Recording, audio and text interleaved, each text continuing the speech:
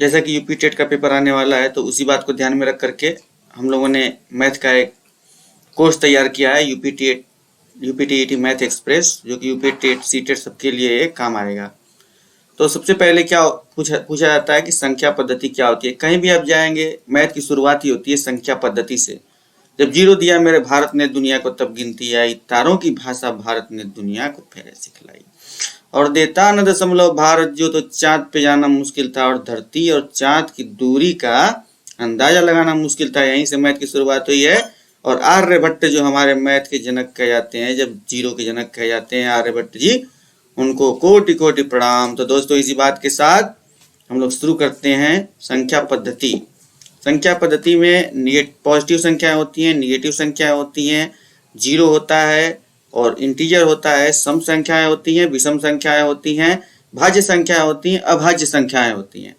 तो सबसे पहले देखते हैं कि पॉजिटिव संख्याएं कौन सी होती हैं। ऐसी संख्याएं जैसे 1 2 3 4 5 हो गया, इनके आगे पॉजिटिव का साइन हिडन है, ठीक है। जैसे +1 +2 +3 से लेकर n तक की ये संख्याएं पॉजिटिव संख्याएं होती हैं। अब शून्य क्या होता है? शून्य, अगर संख्या रेखा पे अगर हम शून्य को प्रदर्शित करें, तो मान लीजिए ये संख्या रेखा हमने बनाया है, ठीक है। इस पर अगर शून्य को प्रदर्शित करें, तो शून्य के बाईं की तरफ अगर बढ़ेंगे तो संख्याएं निगेटिव होंगी, और शून्य की दाईं तरफ बढ़ेंगे तो संख्याएं पॉजिटिव होंगी। जैसे बाईं तरफ बढ़ेंगे तो -1 -2 -3, और दाईं तरफ बढ़ेंगे तो 1 2 3, इस तरीके से संख्याएं रहेंगी। शून्य बीच में एक दीवार का काम करता है, मिरर, ठीक है। अब आते हैं हम लोग निगेटिव संख्याएं। निगेटिव संख्याएं क्या होती हैं? ऐसी संख्याएं जिनके आगे माइनस साइन लगा होता है, और निगेटिव संख्याएं कहलाती हैं। जैसे -1 -2 -3 -4 -5 से लेकर के n तक सारी की सारी संख्याएं निगेटिव संख्याएं कहलाती हैं। अब निगेटिव संख्याएं, मान लीजिए ये है -3 एक निगेटिव संख्या है। अगर 2 पॉजिटिव संख्या है तो -3 में इंटू 2 किया जाए तो -6 आ जाएगा। निगेटिव संख्या में पॉजिटिव संख्या गुणा करने पे हमेशा निगेटिव आता है, और निगेटिव में निगेटिव का गुणा करने पे हमेशा पॉजिटिव आता है।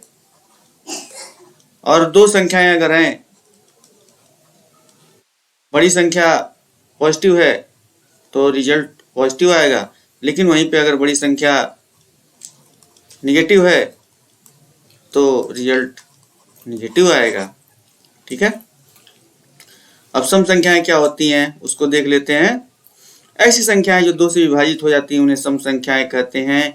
इनको हम 2n के फॉर्म में भी लिख सकते हैं। तो आगे बढ़ते हैं दोस्तों, अगला पार्ट देखते हैं। इसमें क्या पूछ रहा है? अगला पार्ट है, ठीक है। उम्मीद कर रहा हूँ दिख रहा होगा सब लोगों को, ठीक है। तो विषम संख्याएं क्या होती हैं? ऐसी संख्याएं जो 2 से डिवाइड नहीं होती हैं वो विषम संख्याएं कहलाती हैं, ठीक है। ऐसी प्राकृतिक संख्याएं जो 2 से पूरी तरह विभाजित नहीं होती हैं विषम संख्याएं कहलाती हैं। इनका व्यापक रूप 2n-1 होता है, और पॉजिटिव संख्याओं क्या होता है? 2n। जरा 2n और 2n-1 को जरा देख लेते हैं क्या होते हैं। 2n और 2n-1 लिखा रहता है, लेकिन किसी को समझ में आता नहीं है कि ये 2n और क्या है, 2n-1 क्या है। 2n ये क्या आता है? इवन। और 2n-1 ये क्या होता है? ऑड, ठीक है। अभी कुछ दिन पहले अरविंद केजरीवाल ने इवन ऑड वाला सिस्टम चलाया था दिल्ली में। यानी जिन गाड़ियों का नंबर सम होगा वो एक दिन चलेंगी, जिन गाड़ियों का संख्या नंबर ऑड होगा वो दूसरे दिन चलेंगी। तो इस तरीके से उसने इवन और ऑड का बहुत अच्छा यूज किया था। IITN है ना, इसके लिए। अब 2n, अब n क्या है? 1 2 3 4, ये सब ऐसी पॉजिटिव संख्याएं हैं। तो अगर 2 × 1 = 2, ठीक है। 2 × 2 = 4, 2 × 3 = 6। तो ये सब सम संख्याएं हैं, तो इसलिए इसको हम 2n के फॉर्म में डिनोट करते हैं। वहीं पे अगर 2n-1 आ गया तो मान लीजिए 2 × 1-1 = 1। 1 क्या है? Odd number. 2 × 2 - 1, 3 क्या है? Odd number. इसलिए सम संख्याओं को 2n से और विषम संख्याओं को 2n-1 से हम लोग प्रदर्शित करते हैं। अब देखते हैं। तो इतना तो समझ में आ गया होगा कि सम संख्याएं विषम संख्याएं क्या होती हैं, और इवन नंबर, उन्हीं को इंग्लिश में हम लोग इवन नंबर और ऑड नंबर भी कहते हैं। तो और 2n और 2n-1 का कॉन्सेप्ट भी समझ में आ गया होगा। साथ में निगेटिव संख्याएं पॉजिटिव संख्याएं क्या होती हैं इनका भी समझ में आ गया होगा। जीरो का भी वैल्यू समझ में आ गई होगी। और संख्या रेखा पे कैसे हम लोग निगेटिव और पॉजिटिव संख्याओं को कैसे हम लोग प्रदर्शित करते हैं, ये भी चीज़ें समझ में आ गई होंगी। तो मान लीजिए अगर कोई आपसे क्वेश्चन पूछता है कि 2, 4 और 3, 9, 2, 4, 3, 9 में सम संख्याएं कौन सी हैं, विषम संख्याएं कौन सी हैं। ठीक है, तो जैसे 2 और 4 हो गया, इसमें ये कंप्लीटली 2 से डिवाइड हो जा रहे हैं, इसलिए ये सम संख्याएं हो जाएंगी। और 6 और 9 या 5 और 9 जो है वो विषम संख्याएं कहलाएंगी। ठीक है, अब आगे बढ़ते हैं हम लोग। देखते हैं कि दो और संख्याओं के प्रकार दिख रहे हैं, परिमेय संख्याएं और अपरिमेय संख्याएं। परिमेय संख्याएं क्या होती हैं? ऐसी संख्याएं जिन्हें हम p/q के रूप में लिख सकते हैं, वो परिमेय संख्याएं कहलाती हैं, जहां पे p और q दोनों पूर्णांक होने चाहिए, दोनों का कोई कॉमन फैक्टर भी नहीं है। ठीक है, और q is equal not equal to 0 है। उदाहरण के लिए 4/5, 5/1 - 1/2। ये तो थ्योरी समझा दी गई, लेकिन मैं आपको समझा देता हूँ। जैसे p/q के फॉर्म में लिख सकते हैं संख्याओं को। ठीक है, तो वो परिमेय संख्याएं कहलाती हैं, परिमेय।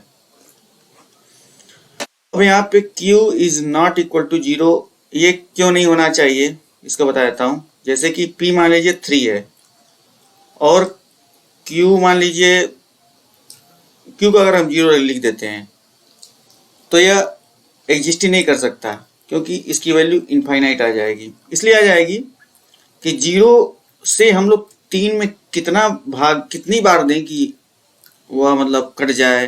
ठीक है, कितनी बार दें, तो ये इनफाइनाइट करते जाएंगे और ये इनफाइनाइट बार चला जाएगा, लेकिन फिर भी 3 नहीं आएगा। इसीलिए p/q में नीचे जो हर होता है, डिनोमिनेटर होता है, वो कभी भी 0 नहीं होना चाहिए। इस तरीके से इस संख्या को परिमेय संख्या कहते हैं। जैसे 2 है, ये भी परिमेय संख्या है, 3 है, ये भी परिमेय संख्या है, क्योंकि 2 को 2/1, 3 को 3/1 ऐसा हम लोग लिख सकते हैं। ठीक है, 2 तो इवन नंबर भी है। ठीक है, अब अपरिमेय संख्याएं क्या होती हैं? उसी का उल्टा, परिमेय का उल्टा। ऐसी संख्याएं जिन्हें हम p/q के फॉर्म में नहीं लिख सकते हैं, वो अपरिमेय संख्याएं होती हैं। जैसे √2 को दे दिया गया है 1.4142, इसका वैल्यू होता है पाई होता है 3.14। इसका आगे √2 और पाई का यूज किया जाएगा। पाई का यूज वृत्त का क्षेत्रफल निकालने में, और √2 का यूज वो पॉलिनोमियल और क्वाड्रेटिक इक्वेशन सॉल्व करने में उधर आएगा उसका यूज। तो ये आगे दिखाया जाएगा। तो कुल मिला के जिन संख्याओं को हम p/q के फॉर्म में नहीं लिख सकते हैं, उनको अपरिमेय संख्याएं कहते हैं, इर्रेशनल नंबर इंग्लिश में। और जिन संख्याओं को हम लोग p/q के फॉर्म में लिख सकते हैं, वो हमें परिमेय संख्याएं कहलाती हैं। ठीक है, तो उम्मीद कर रहा हूं कि ये चीज तो आपको समझ में आ गई होगी। ये संख्या रेखा का एक ग्राफ दिया हुआ है, इसे मैं डिस्क्रिप्शन में दे दूंगा, क्योंकि ये जो भी चीज मैंने पढ़ाई वही सारी चीजें हैं ये। ठीक है, अब वास्तविक संख्याएं को देख लेते हैं। वास्तविक संख्याएं क्या होती हैं? वास्तविक संख्याएं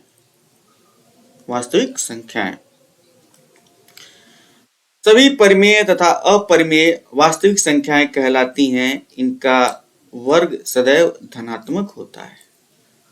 ठीक है, संख्या परिमेय हो चाहे अपरिमेय हो, रियल नंबर ही होगी, इमेजिनरी नहीं होगी। ठीक है, आगे पढ़ेंगे कि इमेजिनरी संख्या क्या होती है। वो अभी इस लेवल तक, मतलब यूपी टेट की परीक्षा में नहीं पूछा जाता है, लेकिन आगे जब लेवल जाता है तो इमेजिनरी संख्याएं भी आती है। Real number plus imaginary number, उसको कॉम्प्लेक्स नंबर कहते हैं।